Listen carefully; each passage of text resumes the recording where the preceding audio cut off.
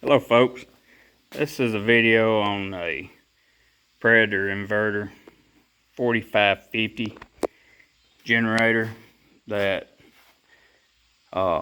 whenever you pull start it, it tries to start. It just hits one time and that's all it does. First I thought it was from setting up. This was around 6 months old at the time and we used it for a camper. It's our personal one, and we would use it whenever we would go on trips and stop at rest areas or something and spend the night. We would use it to power the camper up. And we sold the camper and it's set for, I don't know, 4 or 5 months. And I went to start it one day to just run it, and it wouldn't start.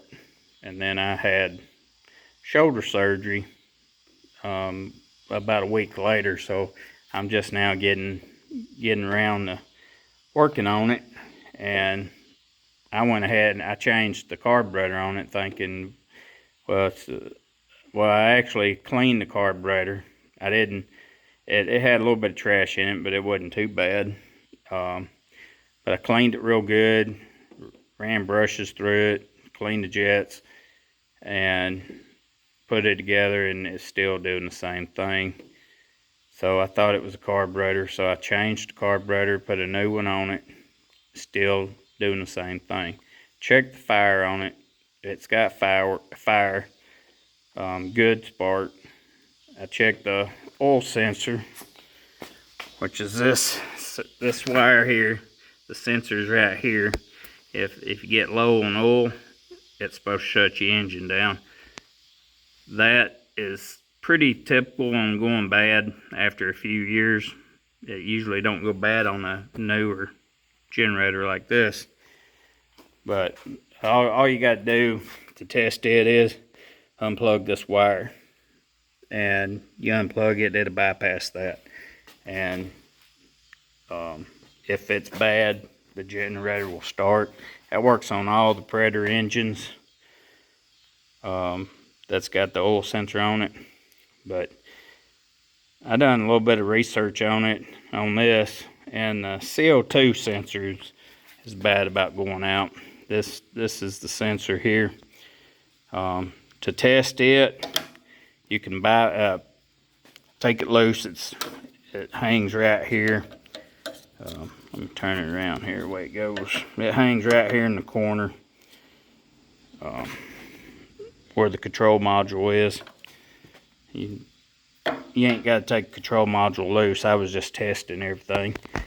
But how you bypass this is, it's got a white and then yellow with a green stripe wire. And you can cross it out. All you got to do is stick a wire in the end of it right there and test it. The CO2 sensor is bad on this. That's what I done, tested it.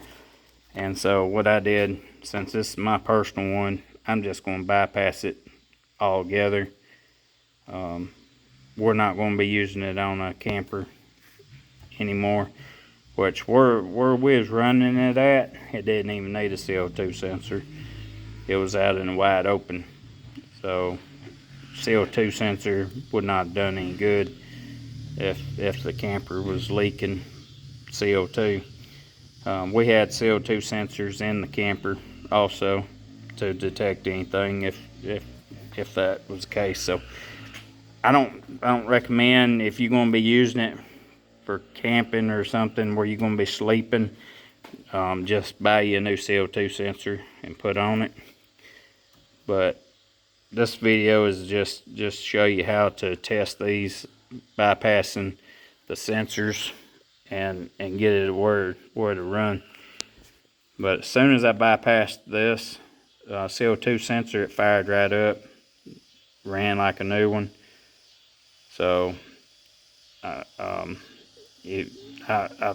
hoping this helped you figure out what's going on with your inverter or generator. If you need anything, send me a message. I'll try to help you out. Thanks for watching this video. Have a good day.